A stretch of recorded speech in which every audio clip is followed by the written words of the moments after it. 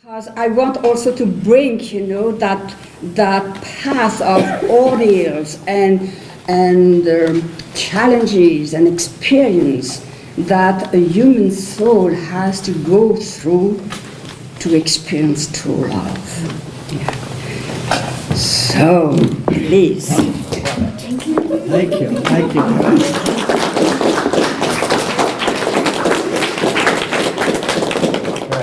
Hello, everybody. Nice to see you. Good. Okay. So, the Bhagavad Gita is a huge topic. And I begin with this book that Erin kindly introduced to give you a few, what are they? Quotations which give you some idea of the seriousness of the book. Okay? So you all know J. Robert Oppenheimer, right? One of the major Los Alamos scientists, and one of the major scientists of the 20th century, who was, of course, at the explosion of the atom bomb. He also had learned Sanskrit in 6 weeks in an earlier period of his life. And he said, the Lord's song, which is what Bhagavad Gita is, the song of the Lord, Lord being Krishna, song is Gita. The Lord's song is the most beautiful philosophical song existing in any known language. That's pretty good. And he knew quite a few of the languages. Then there's George Fox, right, of the Quakers. The scriptures cannot be understood but by the same spirit that brought them forth. So we're going to try to find out what that spirit would be that brought forth these scriptures. Sri Aurobindo, who you've just heard about, who we share, we both have, I don't have so many colleagues who have a great affinity with Sri Aurobindo. You're one. And you don't have that many colleagues either who have an affinity, but so we have that in common. Only those scriptures, religions, philosophies, which can be thus constantly renewed, relived, their stuff of permanent truth, constantly reshaped and developed in the inner thought and spiritual experience of a developing humanity, continue to be of living importance to mankind. We would say humankind. That sentence, that's a typical Sri Aurobindo sentence. Okay. The rest remain as monuments of the past, but have no actual force or vital impulse for the future. So we're trying to get to that vital impulse, the spirit that brought forth this Gita. Rudolf Steiner.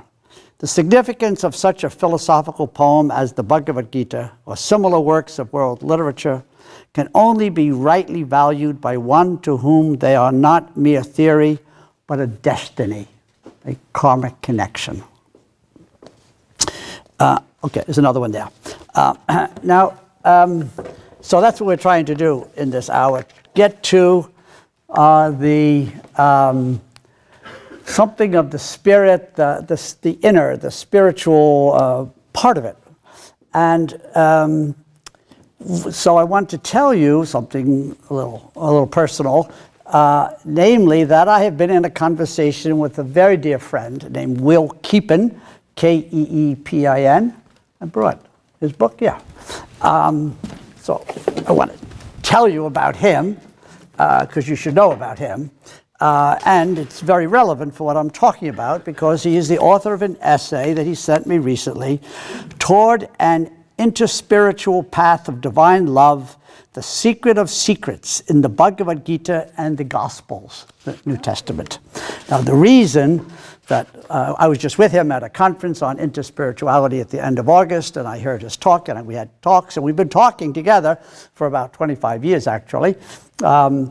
And I think he's a very, very, very special man. He is the author of this Divine Duality, the Power of Reconciliation Between Women and Men. All right, so Will and his wife, Cynthia Bricks, truly travel all over the world doing workshops for gender reconciliation. Deep, deep work with amazing results. But before that, Will was the son of a Los Alamos physicist. He then became a physicist. and was deep into scientific thinking. And he was then part of a big research project, and he became a whistleblower and was, of course, evicted from that project, but not from life. He was actually given a kind of a jump in the meaning of his life. He then came to CIIS, teaching and writing about the Bhagavad Gita, which is a long time. Actually, it was Thomas Berry gave me a copy of the Bhagavad Gita when I went to Boston University for graduate school now 50 years ago. So I've had this long association. But I haven't had the relationship to the Bhagavad Gita that Will has had, certainly for the last, however many, 20 years, 15, 20, something like that. So, Will is the one who has convinced me, sort of over time, but more so in this essay of his that he asked me to read, to comment, but mostly what I did was just learn and be inspired and impressed. Will is the one who has brought me to see the amazing climax of the Bhagavad Gita. So I want to tell you about each of the yogas, but I give you an advanced tip that Will is he's a knowledge yogi, he is an action yogi, he is a meditation yogi, but at the apex, he is a bhakti, B-H-A-K-T-I, a love yogi. All right, he is at home, or he is being fulfilled and deepened and perfected because of love, actually. And Will is I actually love Will. He's a really loving, lovable person. So I'm dedicating this talk, which is going to be, however good it might be, I don't know, but it's better than it would have been because of Will's deep relationship to Krishna along the lines of the Gita, but not only Krishna, also to Jesus, which we'll talk about tomorrow. Okay, so now that this conference, Friday night, Saturday, is about evil as well as love, though it's much more exciting to talk about love, and we probably will talk much more about love than we will about evil. Who wants to do that?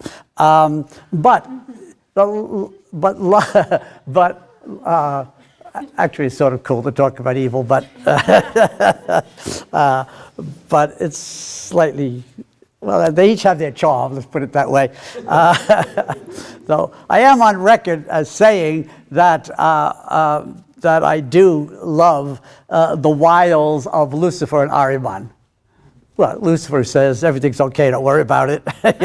You're basically spiritual, and you're doing fine. And those other people who are not so spiritual.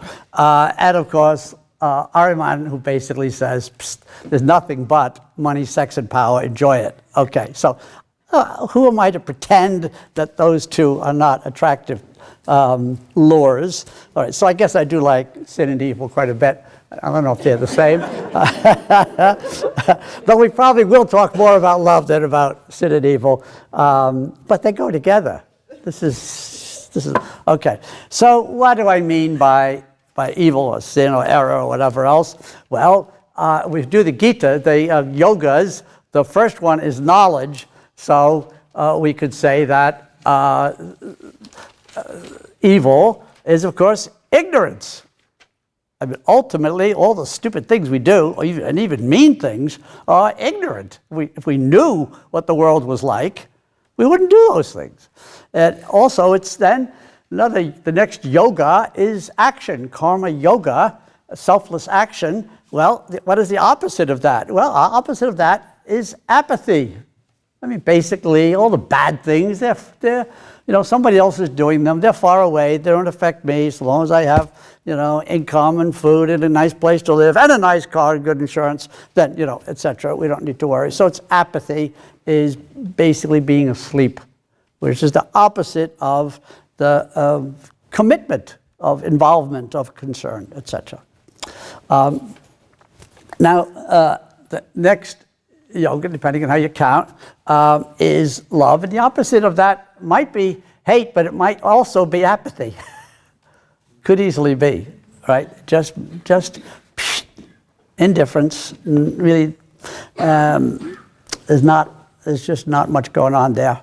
Whereas love is intense. It burns. It's hot and light and transformative and overwhelming.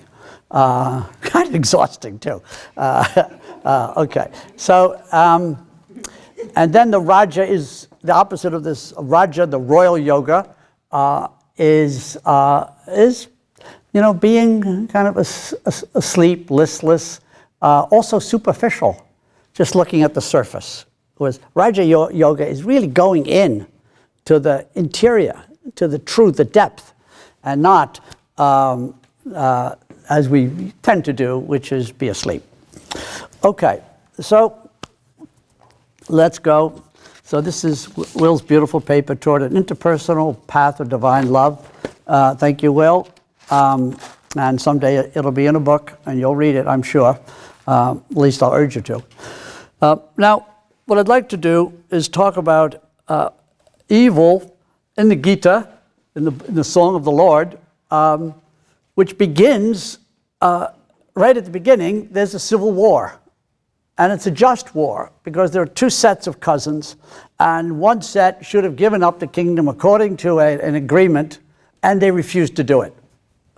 So the people who should be ruling needed to rule according to the way things should be, were designed, or sort of a divine sanction, weren't able to take over. Okay, so it looked like the only way to do it was to force out these usurpers, the people who are not cousins, who are not leaving. And now this is you have to picture a field, and there are these warriors on both sides. All right, they're cousins. Some of them know each other. It's a little bit like Maryland or Virginia in 1863. So it really is a civil war of a very small place. So they really do know each other. All right. So the good guys are the Pandavas, and the others are the Kurus. So it's a field where this battle is taking place. Kurukshetra, a field of the Kurus where the battle is about to take place. All right, so we're beginning, I already said it, triumphs in love, but we're beginning with hatred or error or evil or something negative, where these people are killing each other in order for some group to rule. Right? It's not the best solution, as you can see immediately. And in a certain sense, the first moment of the Bhagavad Gita, the Song of the Lord, is Arjuna, Arjuna, on the field. He's the leader of his group of cousins, and he turns to his charioteer, who he thinks is a really special charioteer, but doesn't yet know that it's a god. All right, so he just says, so he turns to the charioteer, and he in effect says, this is really stupid. I don't know how this could be happening to me. I don't know how this could be happening at all. Everybody's going to get killed. It's like World War I, whichever side has one person more than the other side is going to win by one person. All right, and everybody else is just going to bleed to death on the field. So he says, this is really terrible, and we shouldn't do this, and I want out. Chapter 1. Arjuna's despondency. All right, it could be called I want out. All right.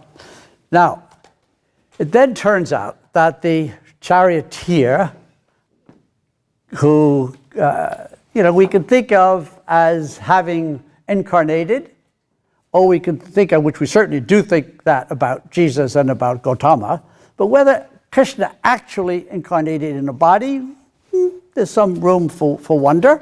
But what is taken very seriously is that he really did make a response to Arjuna at a certain time and place, such that somebody heard this message.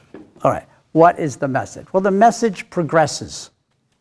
So the first chapter, or 18 chapters, is about 90 pages, quite a lot packed into 90 pages. All right, and what the first chapter ends with Arjuna doing the talking, Krishna listening, and we don't know what's going to happen next. But then, in the next 2 or 3 chapters, Krishna starts explaining to him, at a fairly elementary level, your job is to do what you're supposed to do. All right. There are two concepts in there. One is dharma, which means duty. Your duty by virtue of your place in life, your age, where you are in a family. Do you have children? Are you a husband or a wife? Do you have a farm to take care of? All of your duties. That's dharma, D-H-A-R-M-A. But then there's another concept right next to it that actually isn't, I don't think whether it's referred to, but it's implied throughout. And that is that, like everybody else, certainly everybody in India and everybody in this book has a karma.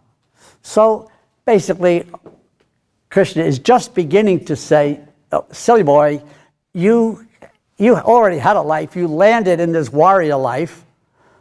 You know, you can't blame anybody for that. That's where you belong. This makes sense for you. All right? So stop complaining about it. This is appropriate for this life. You had another life that led to this one. This one's going to lead to a next one. And if you do a good job, then you'll come back and you'll get a head start. You won't be so silly and being depressed when you should be doing what you're told.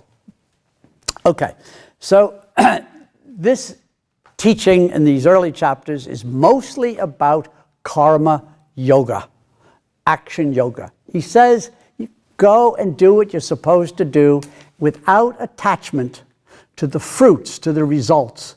It's just do what's right. The people who are supposed to get killed will get killed. If you're supposed to get killed, you'll get killed. Stop going on about it. Just do what you should do, and don't worry about what some result that you want or don't want. The other yoga that's involved in this is knowledge. So he basically says, pay attention. You should know that there is a divine framework. There is a divine process at work here. The whole cosmos is at work here. And this is just a microcosm, but a microcosm that is the result of this vast macrocosm of gods and karma and every kind of rule and law and orderly process. So stop trying to break the cosmic structure. You're a little piece in it. And if you don't do what you should do, then it throws the whole thing off, the way these cousins have done. Okay, so that's the knowledge yoga. And those are the early chapters. And somebody like Gandhi, who's a great lover of the Bhagavad Gita, and says, whenever I'm facing tragedy, I think of a few verses in the Bhagavad Gita, and I'm able to smile and get past these terrible struggles. And he had a lot of struggles, including 6 years in jail. But the verses that he thought of, I am certain, were these verses, chapters 2, 3, 4, not chapter 9, 10, 11. Okay? Actually, even 4, he didn't think that much about. And now I introduce a whole new situation. In chapter 4, Krishna tells Arjuna, oh, Arjuna, more or less, you're such a silly fellow. You're just not too bright. You're not too devoted. You're not to anything. And not only that, all of you people on this firing line have made a big fat mess. All right, this is not what you're supposed to be doing. As Arjuna pointed out, if we all kill each other, who's going to take care of the families? Who's going to take care of the farms? Who's going to do this and this and that? Nobody. We'll all be dead. So Krishna says, you have created an adharma, a negative dharma. You have created a mess. And when humanity, though he doesn't say humanity, he says this small group, though it really means humanity, creates such a mess, such adharma, negative relationships, a little bit like the way we are thinking of our present situation. I have to come into the world and set it right. Now, who is a person who could come into the world and set it right? It would have to be a god. So Krishna then begins in chapter 4, verse 7, saying, I have nothing that I need to do in the upper worlds, but I come into this world where you live, and I try then to give you a better Dharma, a new Dharma, a way of realizing your Dharma. Not just yours individually, but a new situation. So from the point of view of evolution of consciousness, this is a big moment when a God comes into human history and says, I'm going to help you, you being very, very plural, help you into a new civilizational moment. I'm going to help you, all right? Even though I don't have to, but I am a God who loves. The point of our talk, right? Okay, so then, and there's more back and forth, and Arjuna, who in the beginning he's sort of a jerk, but then it turns out that he's actually a very fast learner. Goes by page 25 or so, by chapter 6, 7, 8, he's actually understanding what Krishna is saying about knowledge, about action, a little bit about love, a little bit about sort of meditation. And then in these middle chapters, 9, 10, and 11, Krishna then shows Arjuna, because Arjuna is now ready, Krishna now shows Arjuna reality, the world, the divine world, the world of gods, the world of the cosmos, including civilizations and everything that you could ever want to know, however vast and wide and far away. Krishna then just opens his psyche and makes it available to Arjuna. A huge, amazing revelation. Now, in chapters 1, 2, 3, of course, Arjuna would have been blinded, overwhelmed, and probably gone psychotic.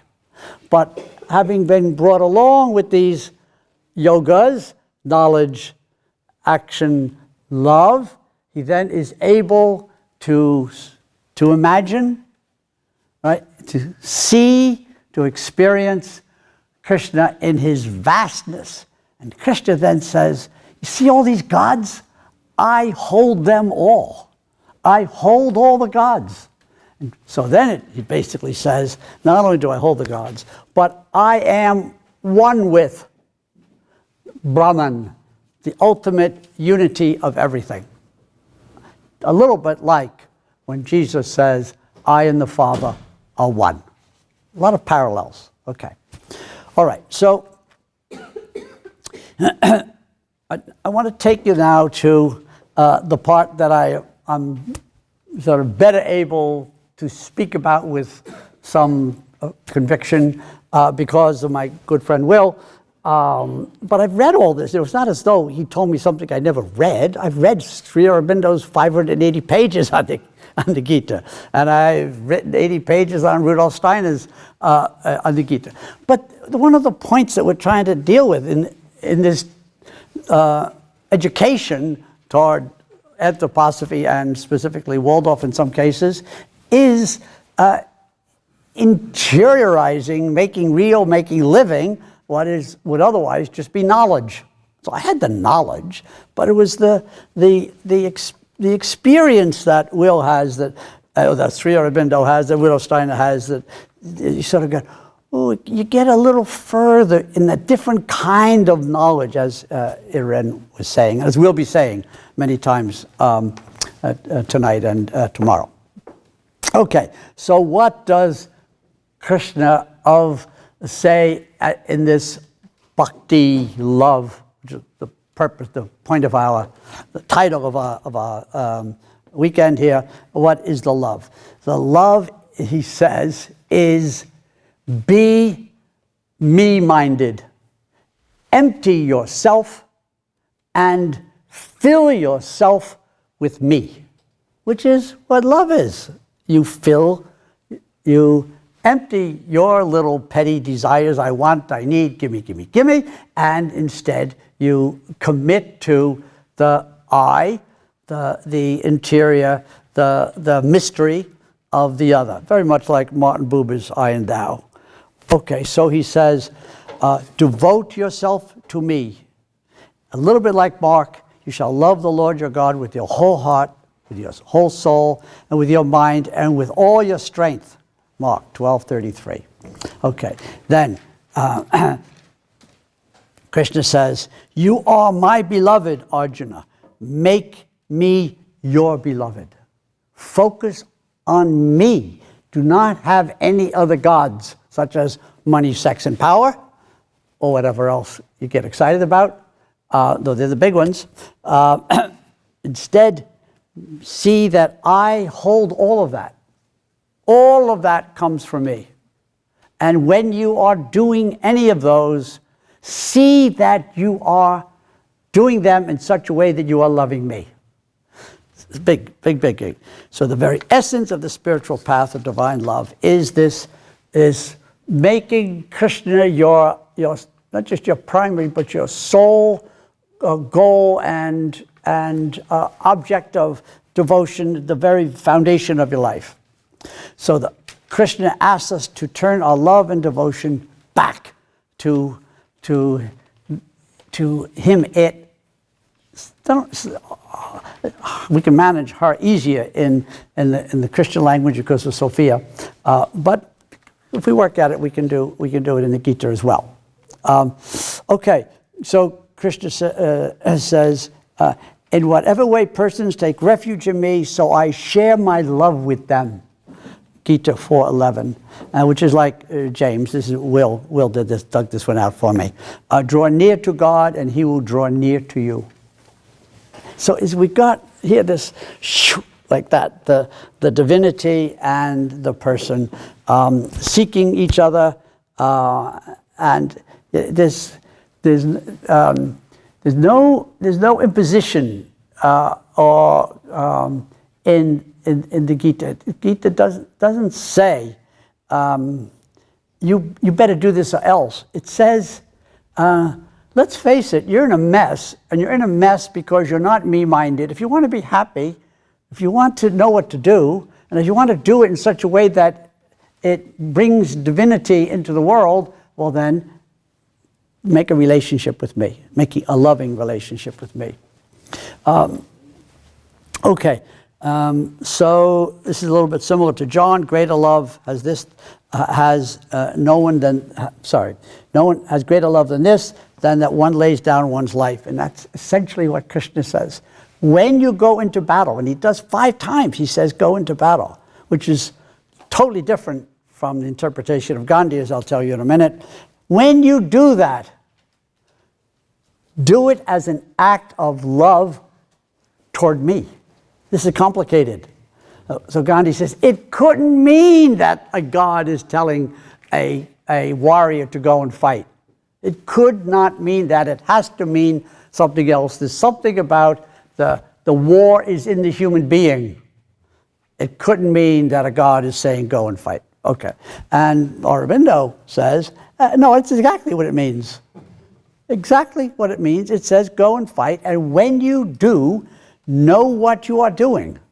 If you are doing it as an act of love to bring about a situation that can't be brought about any other way, which is what Aurobindo said about the Second World War, and they had Gandhi and Aurobindo had 2 opposite positions. Aurobindo says, no. He really meant go and fight. And when you do this, now just think about this. Fighting and lovemaking are probably the 2 most dramatic cases of a difficult task of permeating with love of the divine. But the one is the one kind of transformation, namely of sex and all kinds of sensual situations, is called Tantra. That's what Tantra is, the purification, you could almost say depersonalization of those intimate situations, right? If you go to the Asian Art Museum, you'll see these 2 figures, sort of they're in this coitus position, and obviously from a physical point of view, they're just as totally into this ecstasy, and their faces are not expressing any ecstasy at all. They're absolutely just, sort of dispassionate. Well, the other example in the Gita is not about sexual activity, it's about a warfare. So when you go into this battle and you throw spears, and this is pretty intense, all right, throw spears or be the recipient of spears, perhaps in your face or your gut, do not lose track of all of this is me. Keep the focus. It is all me. And if you love me, what happens is secondary. And it will not get you all upset and confused because you're focused on me. So in many ways, Krishna says this, take refuge in me alone. Krishna promised, those who worship me and meditate on me constantly, without any other thought, I will provide for all of their needs. I will provide for all of their needs. Hard to live that way. Now, Will quotes I'm weaving Will throughout here, that there's, the Sufis say there are 3 journeys. He's very involved with the Sufis too. There's a journey from God, there's the journey to God, right? We also, lots of us know about the second one, right? But then he says this journey in God. That's really the ultimate. To be so united in love with God, in this case Krishna, that what you are doing is expressing, moving with, through, by, with, in whom you live and move and have your being, as Paul says, God, the God of Krishna, the God Krishna, God of the Gita. Okay, now that is what I wanted to say about the Gita. And tomorrow, when I'm doing the New Testament and Christianity, I'm going to weave in some Gita, Krishna, and Gita. What I'd like to do with the last part of this, our time together, is I want to tell you a little bit about love in Buddhism, which is an exciting development from the classical Indian tradition. Because Gautama, born in Nepal, was essentially what we would call a Hindu. They didn't have that word then. Hindu is a new word, century or two. But he had the religion of the people of that area, which was not an organized religion. It had many different paths, traditions, practices, etc. So, and he knew all about all of them. Okay. And then something very complicated happens, and I really can't do it justice, but I want to do something about it because I want to show how this ideal of love as the way to overcome evil and error and what in the West is called sin is a kind of the ultimate permanent solution. This is why I put it that way. In early Buddhism, called Theravada Buddhism, the way of the elders,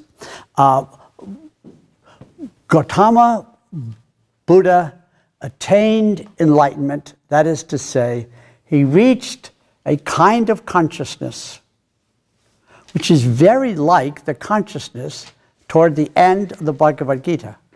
But he doesn't say, I am enlightened, I am calm, I am selfless, I am loving because of a God.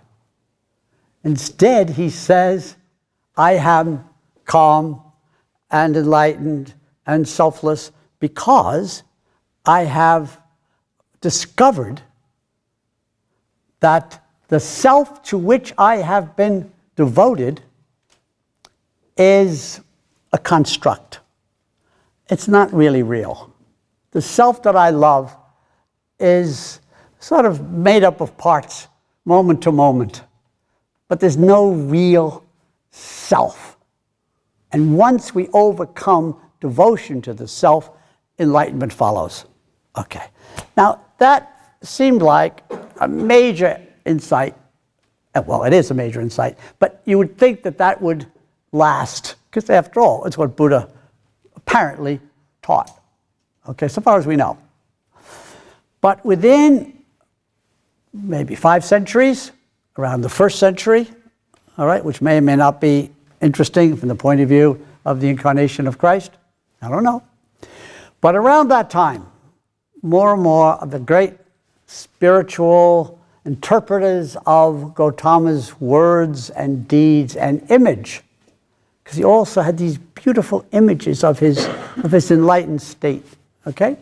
They came, but it was mostly the words. They came then to decide, a little bit like what the followers of Jesus decided, particularly Paul and John, all right, that what you saw, what you heard, was only it's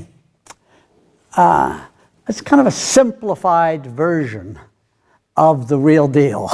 The real deal is Jesus was one with the Father in a way that no one else is.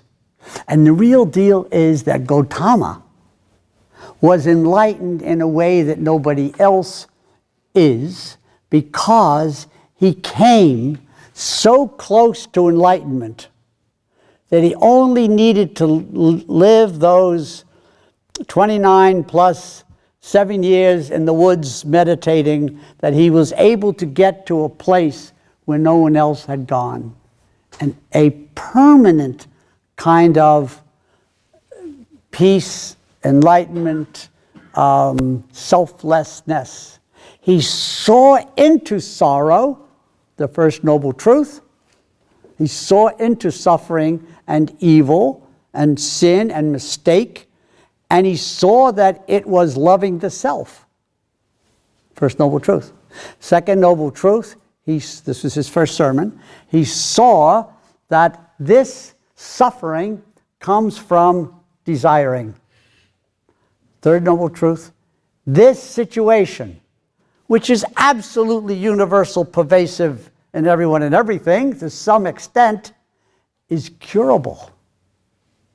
And the fourth one is, here's the cure, it's the Eightfold Path. Okay, all these right speech, right meditation, right action, right livelihood, etc. Okay, now, so far, we haven't seen the sort of round-the-back triumph of love. The more those Buddhists, meditators, thinkers, holy people chanting with love, the more they worked on this, the more they were convinced that Buddha is not just like Gautama in Hermann Hesse's Siddhartha, not just somebody who came and taught and said good luck. He is somebody who brought with him the vastness of the spiritual world, which he embodied in some amazing, irreducible way. And then pretty soon, lots of Buddhists, especially the ones who when Buddhism traveled through the north, the major sort of teachings and traditions and practices of Buddhism called Mahayana, the great tradition, the great wide tradition, that tradition began to think of Buddha as a completely, not just enlightened, but loving being. A being who brought the whole spiritual reality into human existence, which then Buddha embodied and symbolizes, and everybody else can at least try to do that in a loving relationship with Buddha, now not just Gautama, but Buddha reality. All right. So then we get these gorgeous texts like Shanti Dev, which translated as a flash of lightning in the dark of night. The Shanti Dev is one of these beautiful texts with just 10 chapters, about 100 pages, which just keeps talking about how we can get past this self that's holding us down, holding us back, and to this larger reality, pure and a living reality with spirit world. So much so that the last chapter, which is called Wisdom, is the subject of a whole volume by the Dalai Lama. I mean, he commented, many people, Thich Nhat Hanh, Dalai Lama, etc., have commented on this text. It's a major 8th, 9th century text. And it's very simple to read, but it's very hard for us to make real. It's like the Bhagavad Gita, that we could get the words, but then to get it as a living experience, so that you're thinking that way, feeling that way, acting that way, and you have a calmness that is harmonious with that. So let me just, I brought, here's the flash of lightning in the dark of night, a guide to the Bodhisattva. The Bodhisattva is the person who attains enlightenment. And then right there at the doorstep of nirvana, infinite eternal peace, right? The Bodhisattva comes back to help people like us. It's an amazing concept. It's like, if you know anything about Christianity, it's like becoming a saint, going to heaven, and then coming down and getting reconceived, and going through the canal, and then doing toilet training, and all this stuff again, because a lot of people just don't know what they're doing. It's, okay, so, you get it. You got that. You got that. I know you did. I didn't need to go on. Okay, so he says, this is the last four verses. And now, this is the Bodhisattva vow. Okay, and now, as long as space endures, the Dalai Lama finished his Nobel Prize speech with this. And now, as long as speech endures, as long as there are beings to be found, that includes mosquitoes and cockroaches,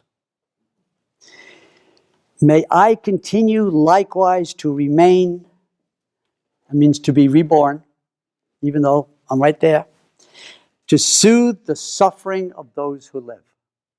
Now, this is up there. This is the top of the Mahayana revelation. Okay, I'm going to stop there. One more. May precious bodhicitta, the mind of enlightenment, take its birth in those in whom it has not taken birth, that's us, and where it has been born, let it not cease, but swell and increase evermore and evermore. Okay, well, you've been wonderful. Thank you. We're going to have more discussion. At least I'm going to enter into discussion tomorrow with you. But now that's the end of my Bhagavad Gita part. And we go now to your Bhagavad Gita Purana. Okay? Lovely. Thank you.